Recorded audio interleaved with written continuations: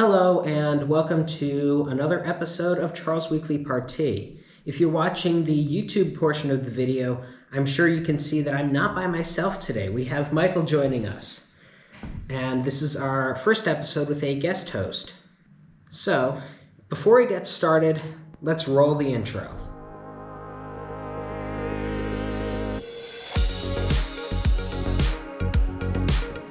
All right. So before I get started talking about the episode, I'd first like to introduce our guest host today, Michael. What would you like to say a few words? Yeah, sure, Charles. So thanks for inviting me. It's a big surprise. I've never been on a podcast before, so definitely going to try and make myself not sound too much of an idiot. I guess I'll give a little background on me. Computer security, information assurance major with concentrations in forensics, IA management. And I know you definitely know the IA side of things, so we'll definitely go into a little bit on that with what we're doing. Million different hats that I wear currently, fellow Peace and War Center, just a lot of crazy stuff that I do, super busy, and then looking to commission with the Air Force soon. So it's a little bit of background on me, and I'm sure I'll start elaborating on more once we deep dive into this. So, all right. So for those of you who've been listening for the past couple weeks, there's been a streak of tech-episodes, as I like to call them. So basically, instead of talking about both architecture and technology, which is usually my preferred thing, I've had technology stuff to talk about just because, for me, my schedule's just been absolutely hectic. I've had a lot to do, think about, and whatnot. So because of all of that, I said I had the tech stuff that I'd been reading about in the news. I talked about that. And then as much as I'd wanted to do a real full episode, Apple announced an event. And of course they announced it on my release date, which they always do it on my release date or the day after. Never can be really convenient and do it on a Friday. I don't know why, but here we are. But yeah, I had to do that with the last episode. So this time we get back in talking about architecture and technology. And next week, to make up for all of the technology I've been talking about, I'm planning an archisode. Although, if tech decides to blow 12 fuses, there will certainly be an honorable mention. And we all know that technology has the ability to do that. But before we talk about our technology, let's talk about our architecture. So I actually reached out to Michael. I sent a couple of options over and settled on the Kaleth House, assuming I'm pronouncing it right. And it was designed by Different Architects and is located in Colima, Mexico. Before I go any further, why'd you choose that one? What stood out to you about it? So I'm definitely not well versed in the architecture piece, right? I can appreciate a nice building, I'll say. I can kind of appreciate the structure and obviously like the beauty that's trying to be portrayed in what architects are building, what they're doing. I don't know, this one just seemed the most interesting to me, and this and like the greenhouse. The greenhouse seemed a little more closed off, definitely from the start, and I think that's part of why the architects designed it that way, was to kind of that closed offness was part of their design, right? It was something deliberate. But I like the openness of this design and kind of the way the second tier of the house, right, is built up on these pillars. Just really interesting to me to kind of see that kind of openness with this one. It's really like out there and spacious, and it's definitely like one of those prime. It's like a movie set household. Honestly, like you think of the eccentric billionaire or whatever who's living out and has his own house or whatever, and this is what you picture, right? Not a, maybe not a mansion, right? But if he's living right in the Swiss Alps or something like that, this is the house that you kind of envision in your head. So it's kind of why I picked it. All right. So what ends up being interesting with architecture and whatnot, and I know you were mentioning it seems spacious, at first when I looked up the size, it was 855 square meters, which when you think 855 doesn't sound like a lot. Once you convert that to square feet, you have 9,203 of them. So it's really spacious, and it's also really interesting on how much different it is if you look at the front of the house versus if you look at the back of the house. Definitely. So if you look at the front of the house, the facade is actually quite deceptive, because when you look at it, you just see, Michael just pulled up the image there. You can see it's really kind of, it looks simple, like just two-story house, nothing unusual. And then when you look at it from the back, you just see it's a lot bigger than you might think it is. No, like you had mentioned, it's definitely, you mentioned like the classic household, right? And how it's that rectangle shape. And looking at the facade, you definitely see that, right? Is that, oh, this is just some normal household that, yeah, it's got some nice open areas to see, right? You can see on this second story there, like a lot of the openness to the windows and stuff. But like you mentioned, you once you look at it from like the back or from any other area besides the facade, you can start to see the depth of the house, how much further it extends beyond, both lengthwise and horizontally. There's a lot of space to it. So yeah, no, definitely deceptive looking at it from the front. Yep. And when you look at it from above, you'll also notice exactly why the shape is the way it is, because the land that this is being worked on is actually quite an awkward shape. And when you have an awkward shape, you end up having to sort of make do with that by making design tweaks and organizing it around. Yeah, it kind of looks like a triangle, basically, how it comes to a point where the house sits, if you've got the triangle like this, right, the house sits at this like little top section right here, right before it closes off. So yeah, really kind of interesting way that they built it up.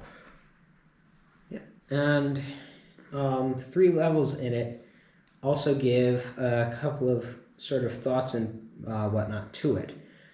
But also, I know you mentioned earlier you weren't as familiar with architecture. And if you look at, I think this sort of view of it shows best. So if you happen to look up the architecture from the description, you can see one of the back portions of it has a nice cantilever to it, but there's also, you'll notice, overhangs over a lot of the windows and walls. And there are some lighter materials on certain sides. On an architecture standpoint, that's actually for, because this is located in Mexico, that's mostly passive cooling techniques. So when you have overhangs and whatnot between things, you have the outdoor air, but you also have an area where the sun can't shine. So that actually, without using any air conditioning or whatnot, keeps the house cooler with lower energy usage and whatnot. So it makes it look different, but if you think about it, the whole cantilevered portion, which is hanging above what's, I believe, either the dining room or the TV room, I actually think it's sort of multi-purpose in that respect, but having that overhanging there, that's providing shade to that. Mm-hmm. Yeah, no, and it makes sense too, especially considering like once you move outside of, right, I would say mostly Western culture, definitely here in the United States, we're big proponents of air conditioning, right? But you move to, let's say, Europe, for example, right? And just speaking on what specifically I know of Germany, AC is something they don't really, they use it, but not to the extent that we do, right? Like constantly, if it's getting warm out, right, what do? Just crank on the AC, right? Yeah, you can open the windows, right? Or, if you're driving around in your car, right, maybe you're in a, your nice Camaro, you're going to roll the window down, put the arm out, right, all the classic stuff. But we use AC a lot. And you move to some of those, like I said, for example, those European countries, totally different mindset on things. I just remember when I was taking some German a couple of years ago that my teacher was studying abroad in Germany for quite a long time, upwards of 7 years. And she told us stories of all the time when they would be at restaurants and when they would have to turn on the AC because it got way too hot, they would have to apologize to people, which is kind of crazy, right? Like, why would you apologize to your restaurant goers or guests for turning on the AC? But it's just the entirety of the different cultures. So, I think they're right. Like I said, Western cultures are really kind of heavily dependent on technology to some degree, and using the inventiveness that we've, right, the technologies that we have, whereas some of these other countries, and as we see in this building here, these are kind of those older style techniques of like, okay, let's keep it natural, right? Let's use, right, these other techniques besides of just like saying, okay, here's a big AC unit, we'll just run AC. So. Yep, and to further that, I know the interesting part with air conditioning and whatnot is if you look at, and if some of you who may have studied architecture know this, but anyone who hasn't won't have the slightest clue about it. If you walk into a place, all you really think about is, are you comfortable or not? And from an architecture perspective, you have to think about that, because if your building occupants aren't comfortable, they're not going to want to spend as much time there, and the domino chain keeps on falling. But long story short, people aren't going to like you. So in order to make sure that a building is where it's supposed to be on things, you need to keep both the temperature and the humidity under control. Because if it's too dry, you'll notice. If it's too humid, you'll notice it. In the summertime, we always notice that the air feels a lot more sticky. And when you look at the air conditioning process, and as you've mentioned, we're highly dependent on AC, even though I can guarantee every single American who turns on their air conditioner turns on it because they're getting way too warm. They're the same people who will also go look at their electric bill and complain that the thing is so high. And do you know a lot about the air conditioning process at all? No, can't say that I do. All right. So the basics of it are, in order to, and why it uses more energy, is in order to remove the extra humidity from the air. You actually have to, if you want the air to be at 68 degrees, in order to get the humidity where you want it, you have to cool it way below that, just to get the extra moisture out of the air. And then you actually have to reheat the air. So the reason why air conditioning uses so much more energy than heating does is heating is just, you're adding extra, you're making it warmer. It's a relatively simple process. Air conditioning, you have to cool it over 10 degrees below where you have it set to. So that's just the little basics of it. But when I was poking through the plans on this house, I couldn't pull the first floor plans. I didn't see where those were, but I know the basement and the third floor, or second floor, depending on how you decide to call it, gave me a pretty good idea of what it is, but unless I was blind, I didn't see a mechanical room in there. Yeah, no, it doesn't. It doesn't look like there is one in here. Just quickly scrolling through, I don't think there. Yeah, there's probably one somewhere, because you have to have your hot water for a shower. But to be able to avoid having a system where you have to climate control, and for a house like this, you can't just go to your local hardware store and pick up a window unit, because all of the windows are custom designed, and you're lucky if some of them open at all. Yeah. And that's how fine-tuned architecture is. When it's with genuine architecture, it's thought down to every little detail that you see. Nothing goes beyond notice. And talk a little bit to get the mic recalibrated and figure out what the hell I was saying. You're talking about the fact like that it's so fine calibrated architecture. Right. Yeah, everything has a reason. Yeah.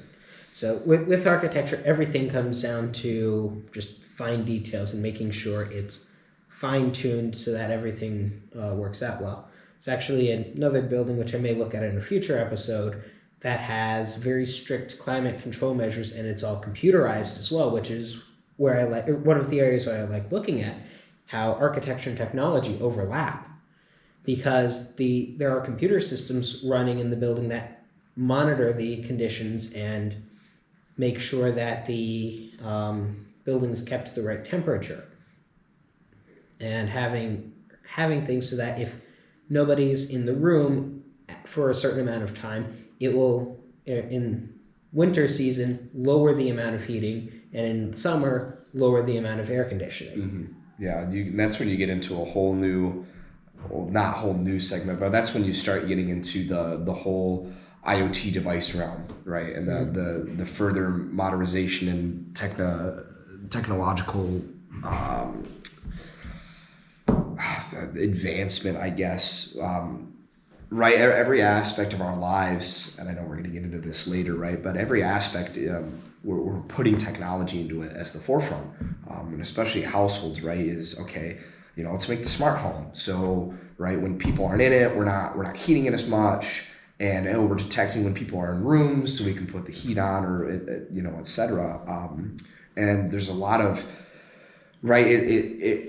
It's nice and it's simple, right? It makes life easier, which is what we always want, right? What we're always looking for. But there's a lot of technical implications that go along with that, and that's right. That's where we start to see, right, that intersection between not just technology and architecture, but now we have to start worrying about, okay, the IA side of things, right? How does security intersect with that? It's getting to the point where the lines are blurring between your different subjects. Everything's kind of coming into one. So yeah, it definitely a good point, having how everything is starting to come together.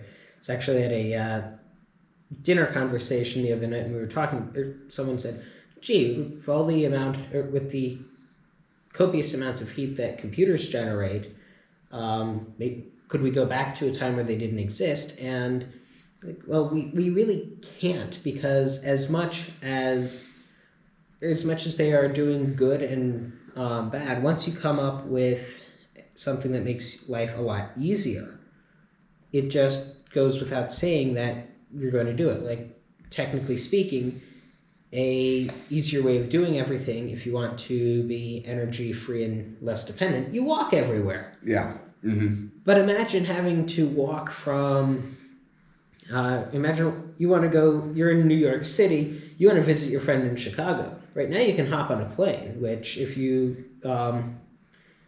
following a lot of the carbon footprint stuff, you'll know is its own category of large footprint. Yeah, it's its own mess right now. But walking, there's no carbon footprint on that, really. No. But would you walk from New York City to Chicago? No, right? That never would, right? Look back at ancient times, right? What did they do?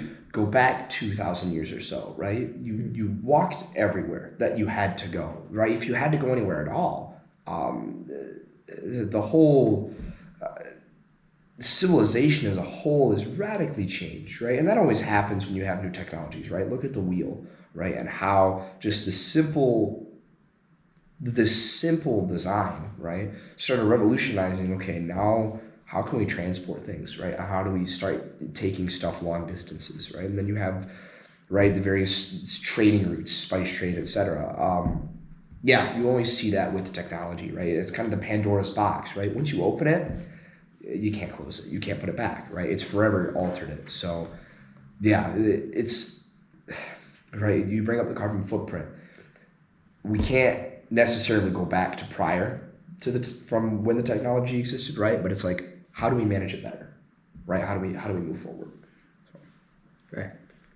So it's it all ends up being its own interesting little thing to think about. But looking at something like this in Mexico, where it's a lot warmer, and we're not necessarily seeing a room that has a whole bunch of HVAC equipment in it.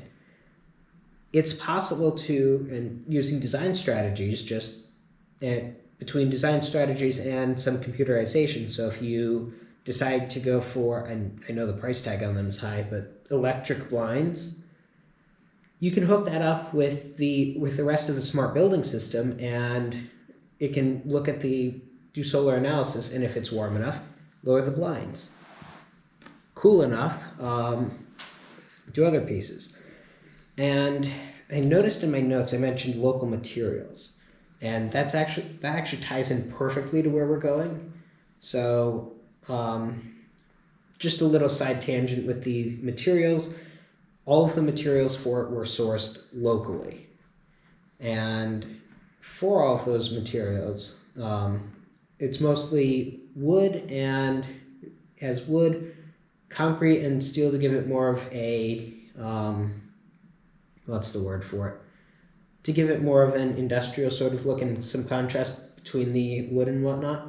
But it also has volcanic stone from the nearby volcano that's actually just within the panoramic view you can get from this house. So the volcano that you can see, you actually have stone from in that house. Yeah, it's and you can definitely see it like throughout, especially on those lower tiers once you start looking at it from the side, and it really adds a nice contrast to the building. There's a lot of the light and the dark that they're playing with here, and it's beautiful. It really is. I'm kind of a sucker for that natural stone. And when you start throwing that volcanic stone that you're talking about, it's beautiful. It really is.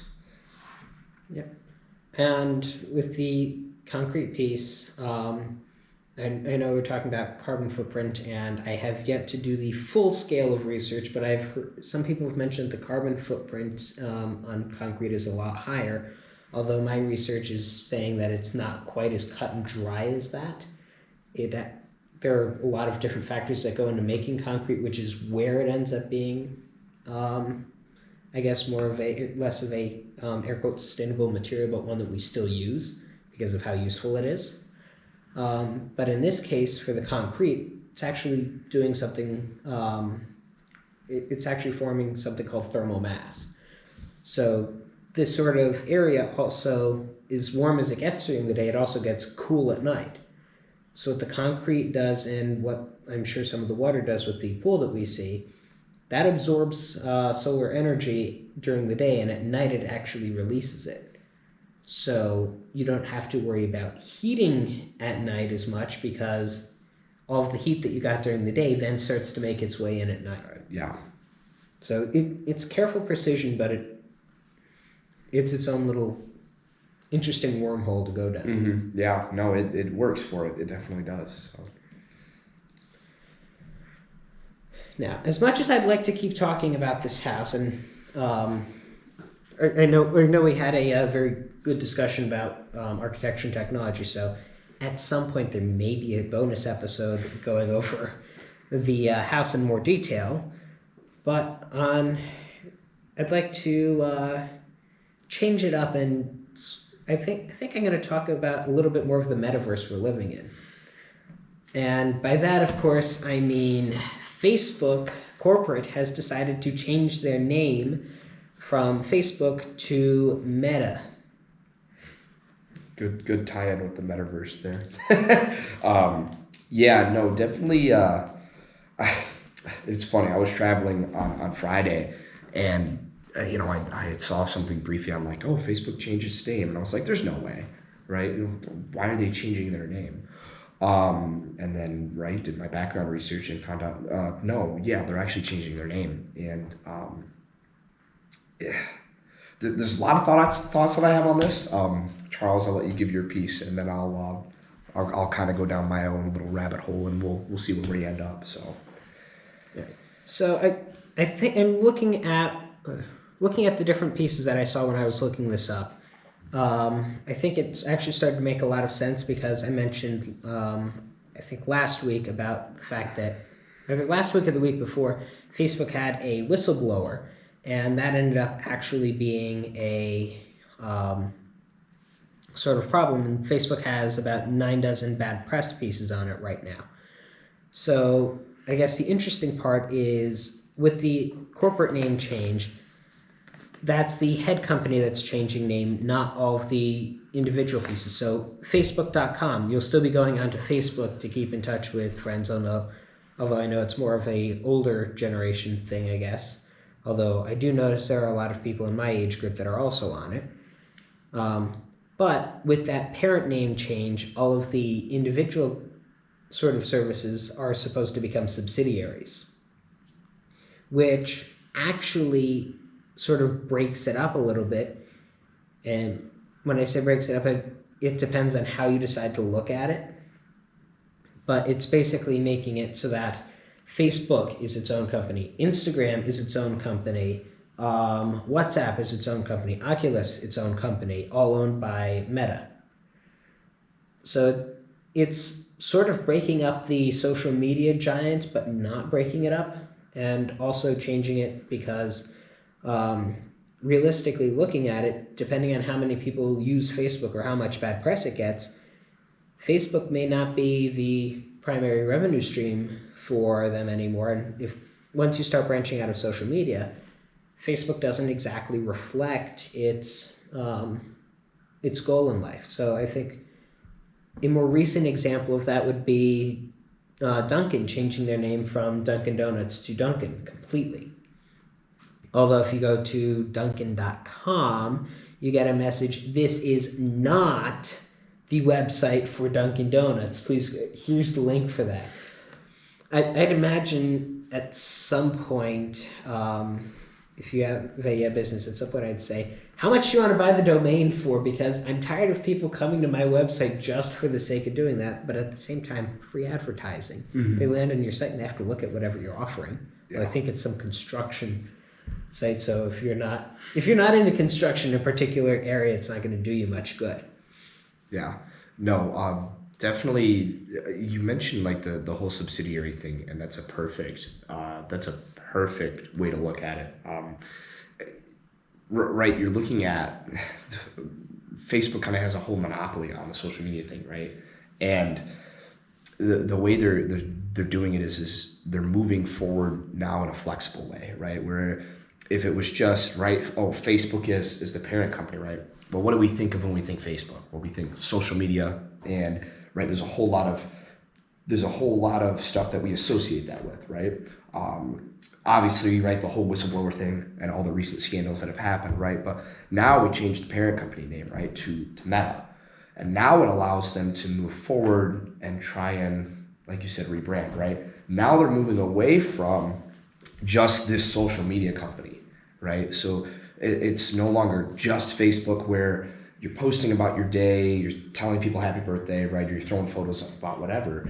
Now it's a million different things. Right now they can start diversifying into anything that they really want to, and it will now make sense to us, right? It's not Facebook Incorporated is moving into, for example, right? Just throw out a wild idea. Facebook Incorporated is, making like washers and dryers, right? They're making appliances. That doesn't make sense. But if it's Meta, right? If it's Meta as that parent company, they're making like, IoT washers and dryers, right, with social media stuff or whatever. Okay, that kind of makes sense, right? There's the flexibility key is there. There was another company, and I can't remember who it was, that tried to, I think it was Dell. It was either Dell or Microsoft that tried to do that. They tried to move from the computers into, I think it was appliances.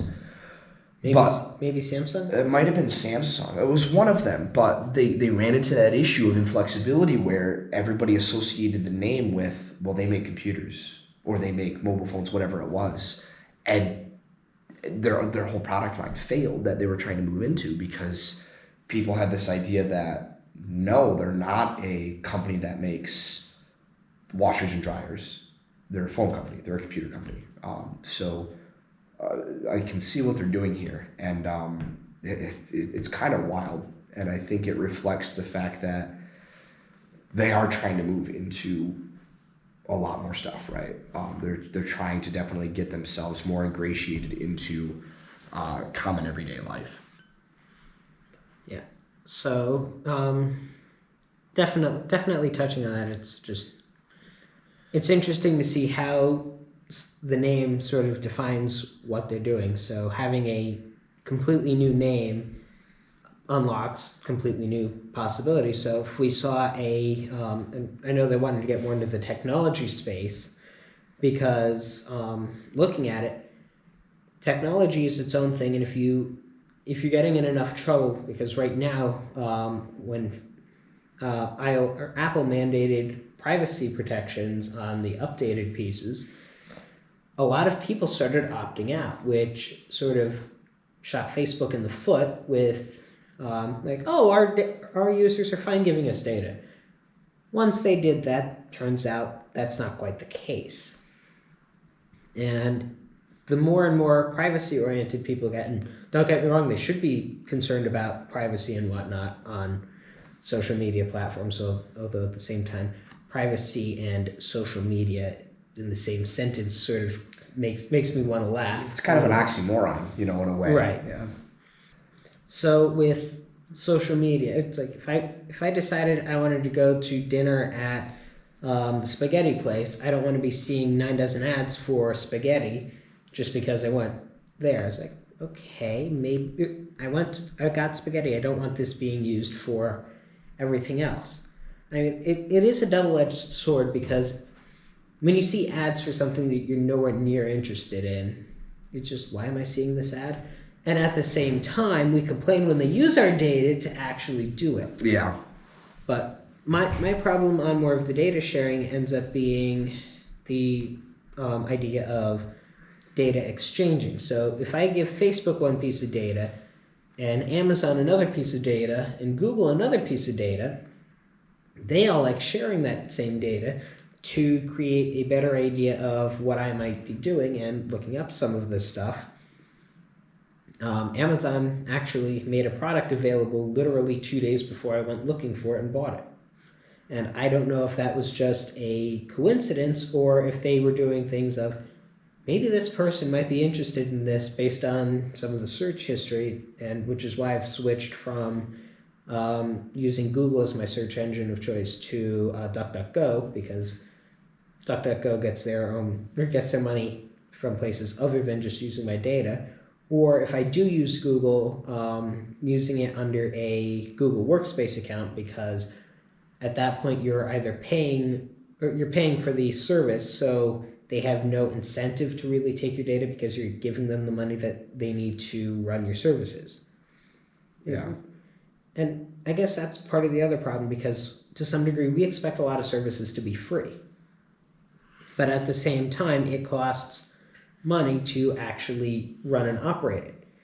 I recently bought a really large hard drive, and yeah, the cost per gigabyte is low, but the cost for the drive itself is relatively high, and I go through storage like nobody's business.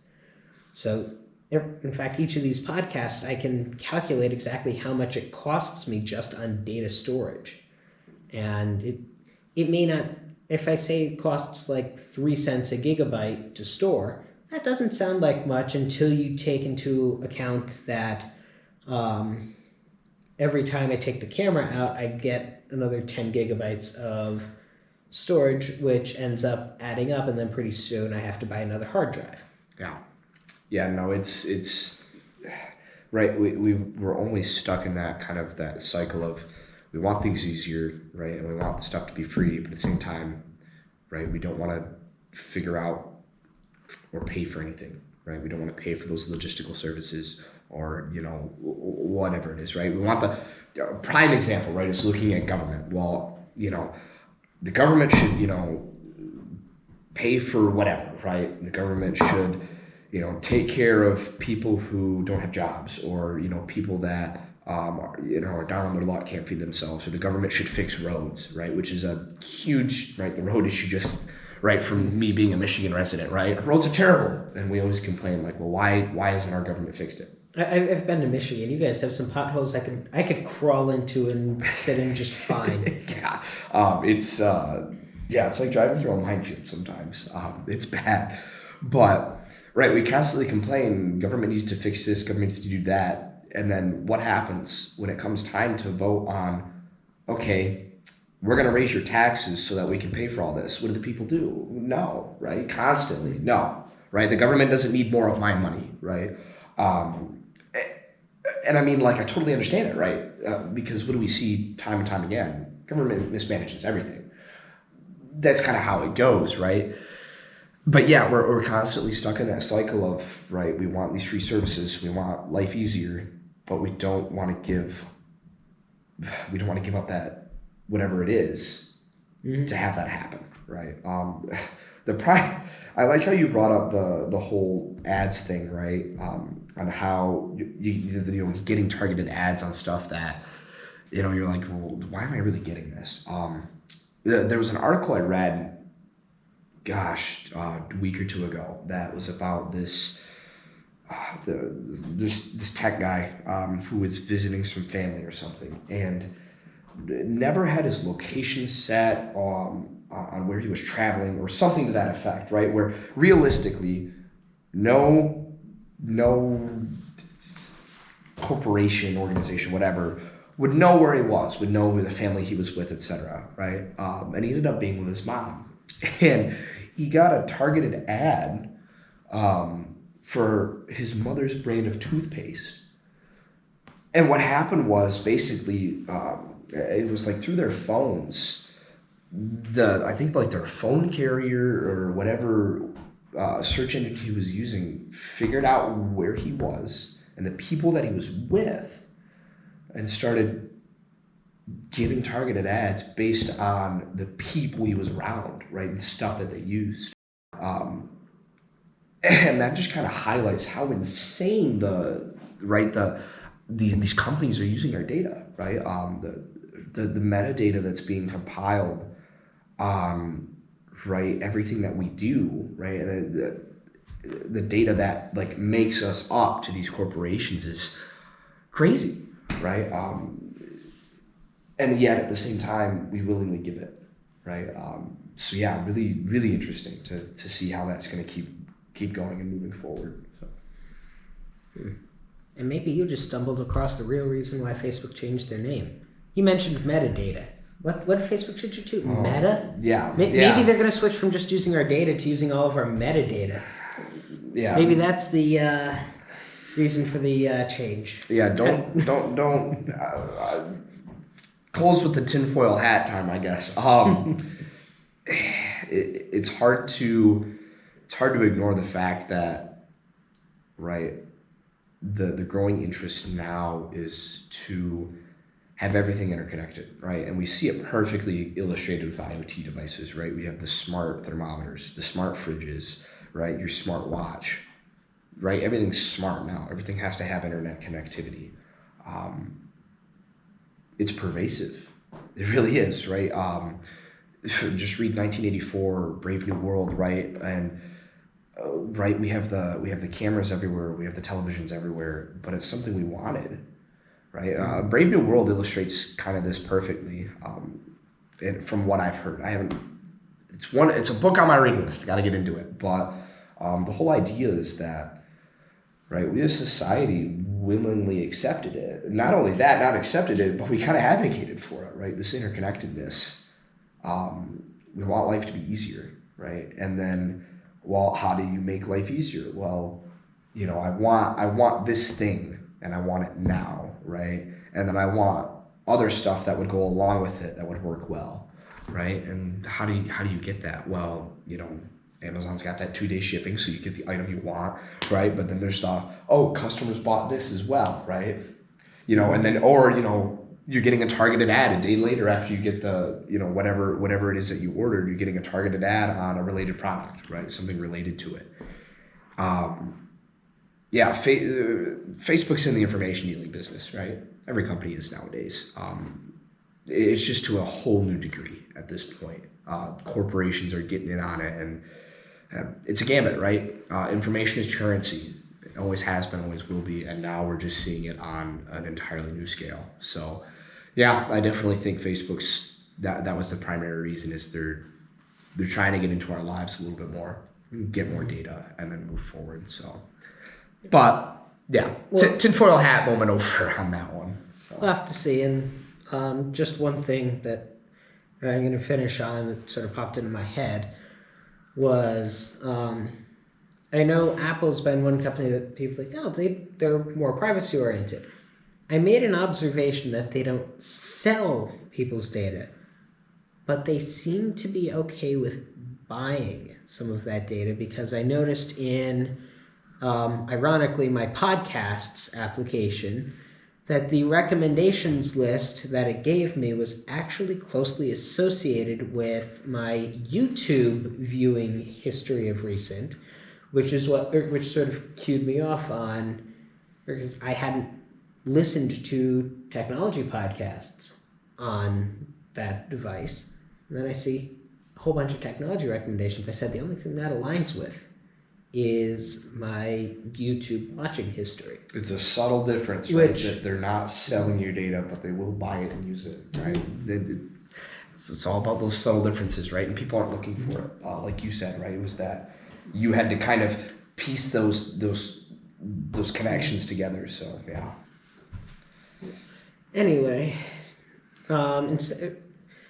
we've been muddling around the Metaverse for long enough. I think it's time we cool off and take a swim in Alder Lake. So, Intel unveiled its 12th generation processors this past week, codenamed Alder Lake. I guess Intel just likes swimming around, and ironically, for all of their lake names, their processors need a lake worth of water to cool off, so I guess that's where their naming scheme went. But I'm hoping to see that Intel actually switched gears, because their last generation was more power hungry, ran hotter, and no performance benefit, or in some cases worse performance, which just doesn't make any sense. Mm-hmm. Yeah. But the new processors will be using the Intel 7 process, which they changed the way they're doing their processes, so I think this is actually a 10 nanometer process, which isn't really 10 nanometers. It's a whole wormhole to go with, or just to say the least.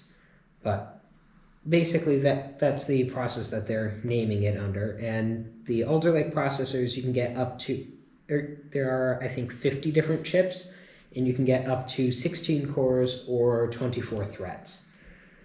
So one of the big things I noted out is that it includes performance cores and efficiency cores, which is actually a page out of Apple's book. I'm sure you've heard about the new M1 Pro and M1 Max processors? Yeah, a little bit.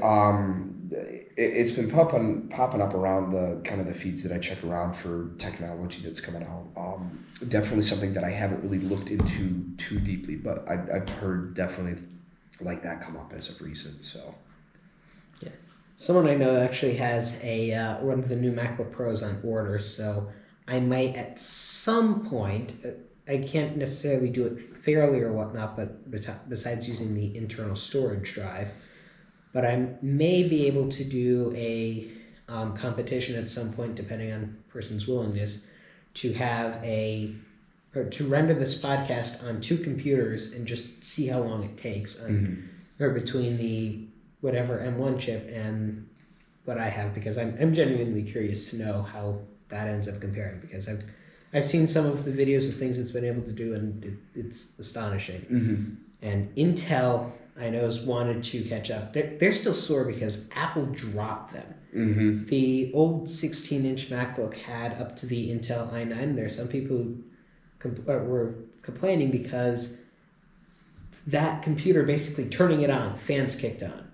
And they bought one of the new M1, not the M1 Pro or Max, just the basic M1 chip in a MacBook Pro. And they said, I like the extra screen real estate on that, but I like the fact that the M1 is running quieter and is more efficient and seems more powerful than the Intel one, which is saying something because someone bucked up the $4,000 it cost to get this machine. They're saying, you know what? I don't want to use that. I want to use the $1,300 one that I just bought. Yeah, no, and I'll probably date myself with kind of talking about this. I remember when Intel was right. Go back. Intel was talking about the KB Lake and Coffee Lake, right? And that was kind of the whole.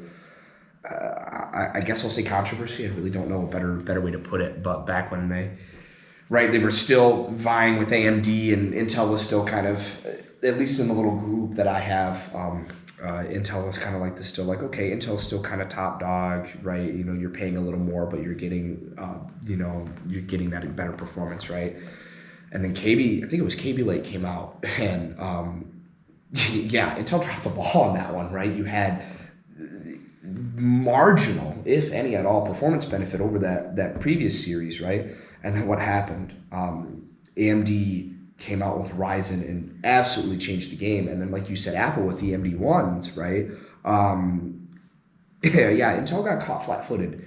And they really need to pull out some stops with Alder Lake. Like you said, has to be better than the previous generation.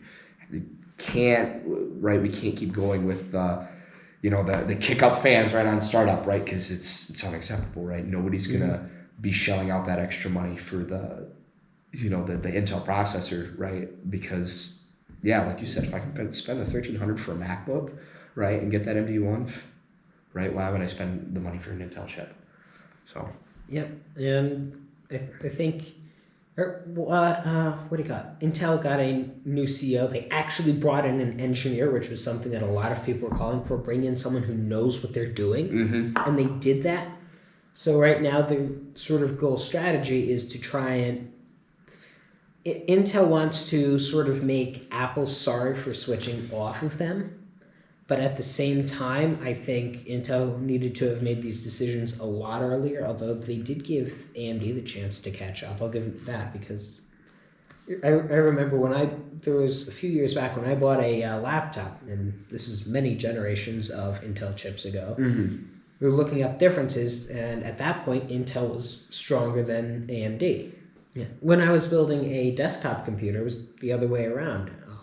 I didn't even want to think about an Intel chip because for the price, it was just no contest. All the benchmarks said AMD's better for the value. So all of every single one of the podcasts, well, most of the podcasts, there were actually a couple I had to do on the go, so they were done on an Intel chip. But I could say right now the AMD crunched it a lot faster, and I do happen to have an i7. So just running on that, it was interesting to see how the AMD was just 12 times more powerful, and AMD was really running into struggles. So have to see where it goes. Yeah, it'll be interesting to see how Intel's going to try and catch up after, right, AMD just kind of came back, right, and they're in the game now. Yeah, it'll be interesting to see what happens. It'll be even more interesting if AMD in a few weeks says, "Oh, by the way, we have something that's going to top Alder Lake." Yeah. But that that sort of competition actually ends up working out better for everyone else, because then Intel's striving to be the processor that people choose, and AMD wants to be the processor that people choose. So having all that happening, albeit during a chip shortage, so nobody can get any of the silicon at any reasonable price, all comes down to being relatively interesting to work out.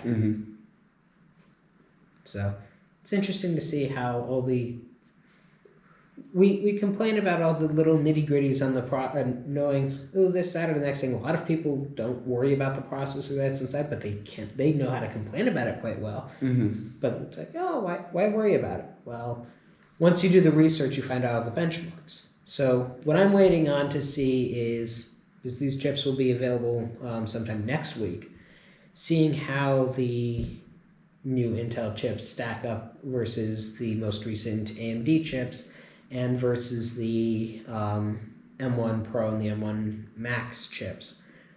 And I will be following other content creators who actually do a lot of this stuff, because one of them, believe it or not, spent $25,000 getting a whole lot of MacBook configurations. Jeez.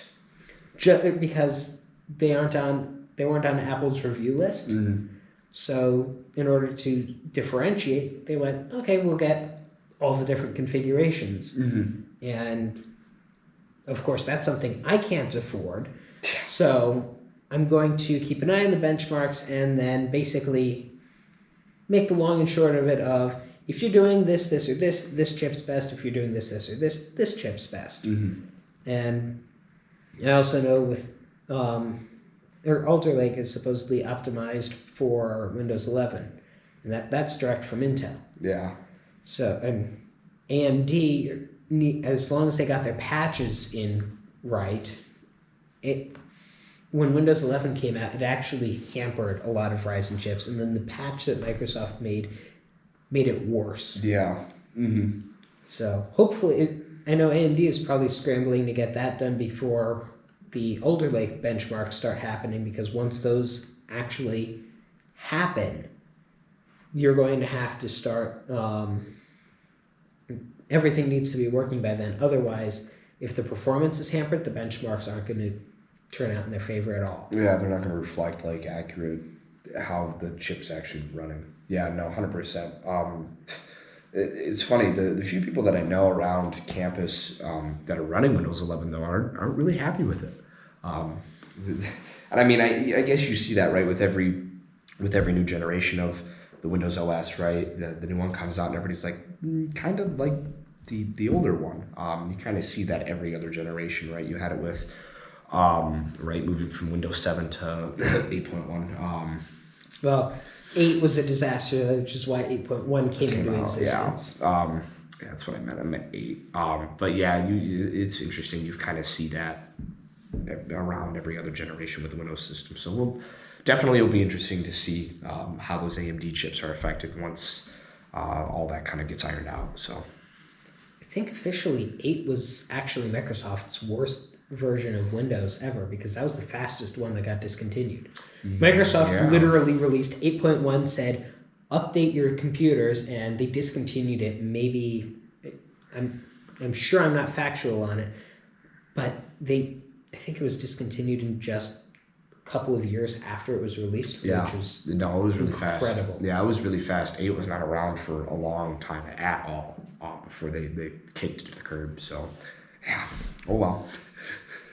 Yeah, I've also had issues on Microsoft's website recently trying to create a media tool for Windows 11.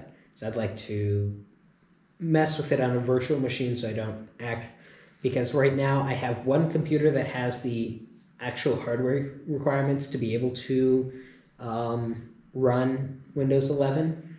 So I know I'm looking at the calendar right now, in exactly 4 years, I'm going to need to have a lot of computer equipment switchovers, because my equipment is already, I have one thing that's top of the line, which is what's holding me over for most of everything. Mm-hmm. Everything else is just, I'm looking at the calendar, and it's every day that goes by, it's closer to, I need to get ready for the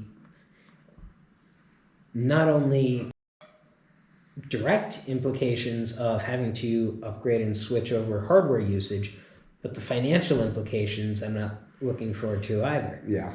But at the same time though, with the chip competition now happening, a lot of people are knocking Mac for a lot of reasons, and there's still some things I'm not entirely thrilled about with the new ones, like the fact that you have to get whatever system configuration you want when you buy it, because if you get a MacBook today, if you want the extra memory, you need to buck that up now, because otherwise you're not getting it. Yeah, no, and right, and I've always been a Windows guy, but all of the cyber professionals that I know and that I've talked to, mentors over the years, right, they all have had Windows machines, and what they're running now, they're all running Macs.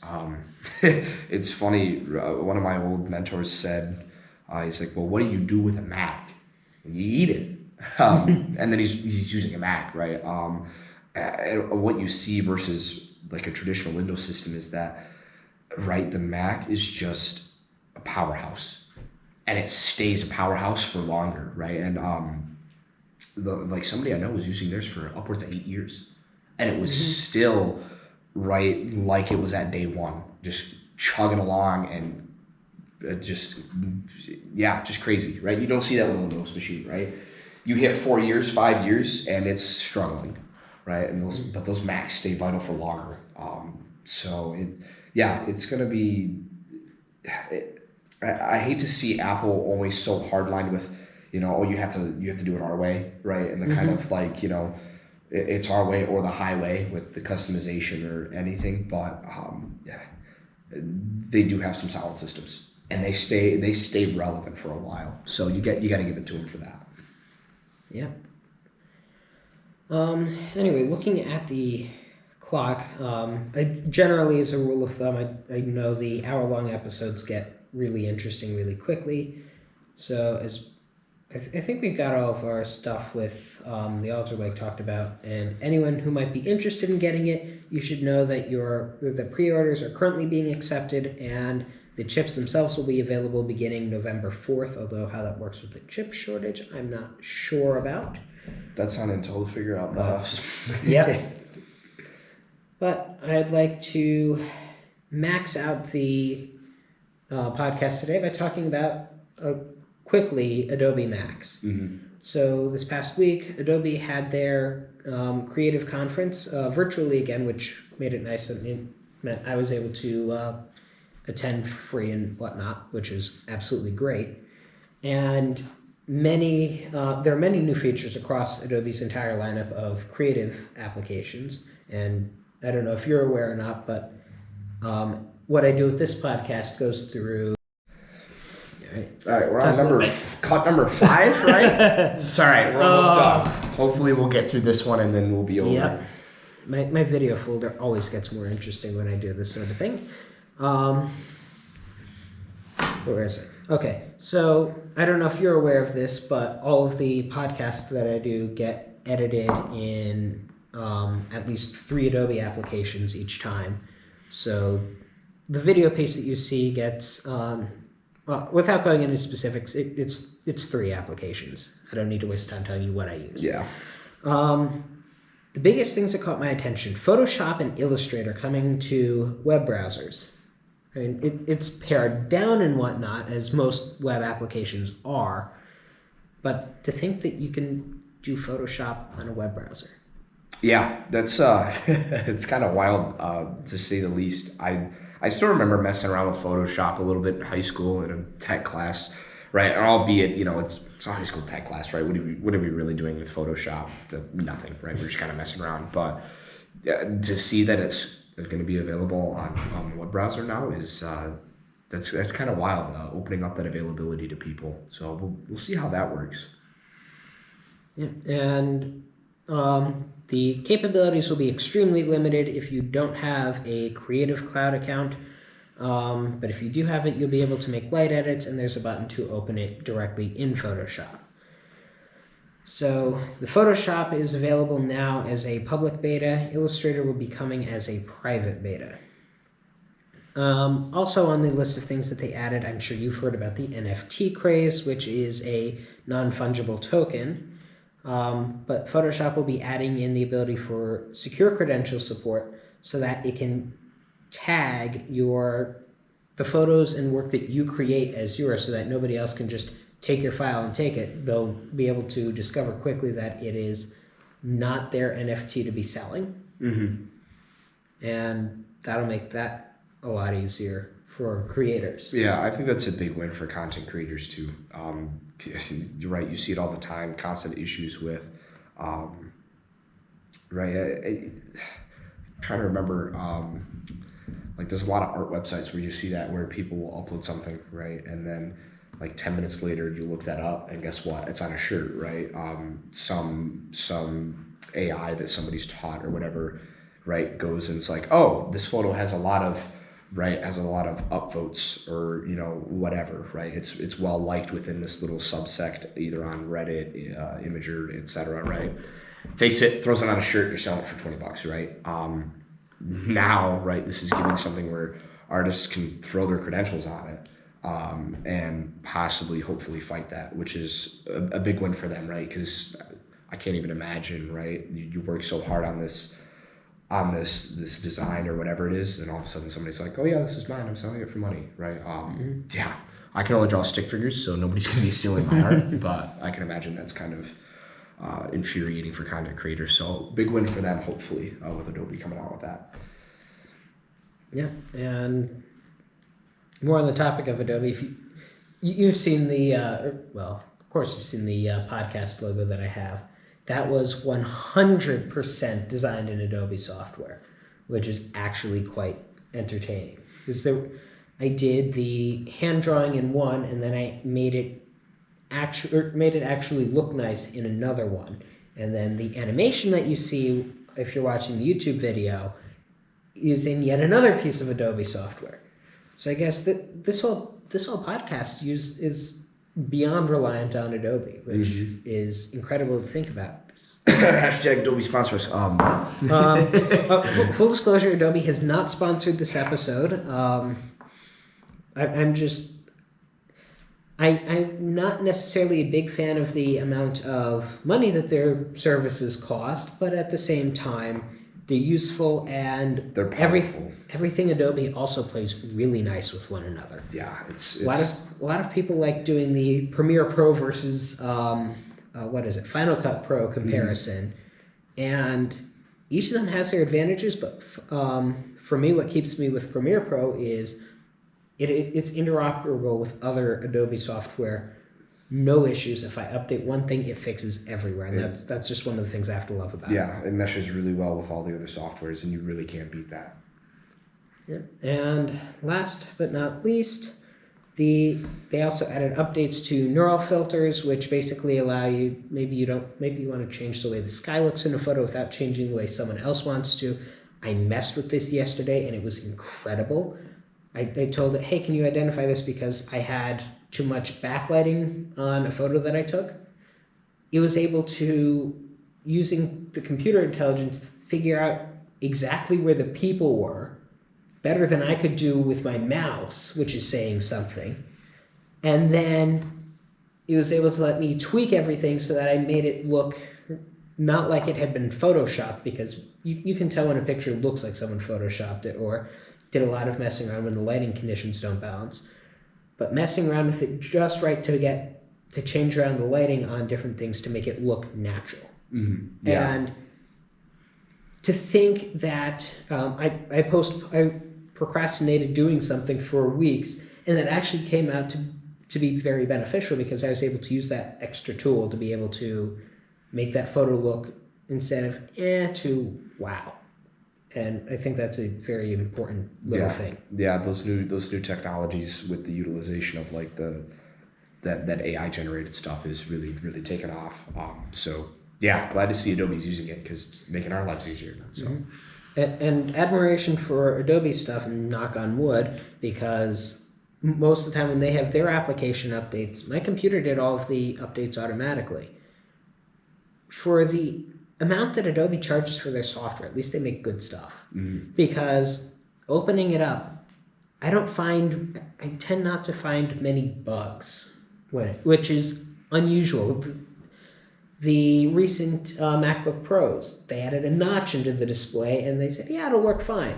And the software isn't playing as nicely with it as it needs to be. Yeah. So even Apple has their significant bugs that they make. Mm-hmm. Same with Microsoft, and then Adobe just goes in there. Yeah, here's your new software. There are bug updates I see come through, but whatever bugs are usually pretty use case specific. You have to really stumble upon them. Just general use, you're not going to say, why does this seem like it's not running quite right? Yeah, no, with Adobe, it is very much the case of you get what you pay for, and that it's honestly a quality product. It really is. Mm-hmm.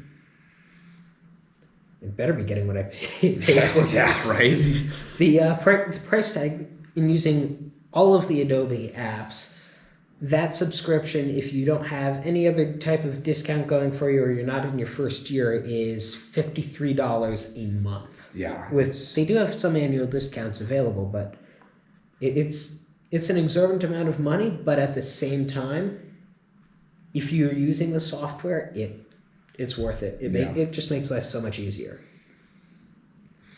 But anyway, that's going to do it. I think I've used all my creative energy today. I do hope you've enjoyed this episode. So I'm sure you don't know what a partis is, but a partis is basically a highly simplified version of a building. So when you're in architecture, one of the first things you create is a partis, and it's usually simple with just a few lines and shapes or just a couple of lines.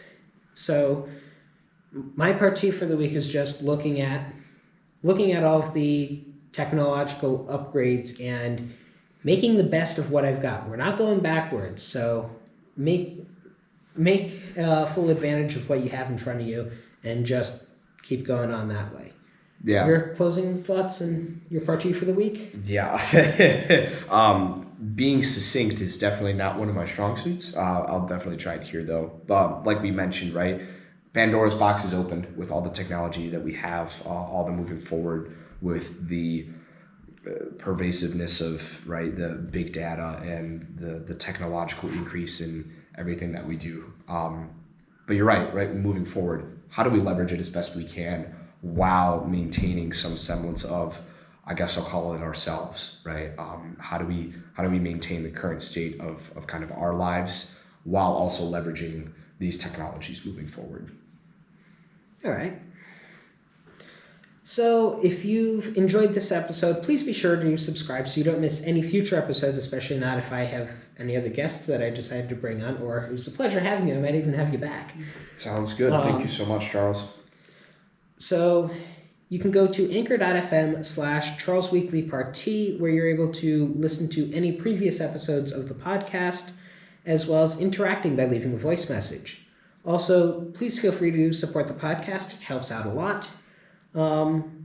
If you happen to be listening on Apple Podcasts, please be sure to leave a review. And like today's episode, I'd almost say it's a really good episode to watch on YouTube. I have yet to see if I've managed to stay in the video frame the entire time. But aside from that, it'll be interesting. And of course, I mentioned this at the end of the episode, but this has been sort of an experiment. I've not had a guest on before, so we're going to have to see how well the audio quality came out. So if you've made it all the way through this and the audio quality was terrible, kudos to you and thank you. I'm sure the interesting discussions have made it worthwhile questioning whether or not the audio quality was the best. But that's what I get for the microphone state that I'm in right now. And do you want to do the honors? Rolling the outro?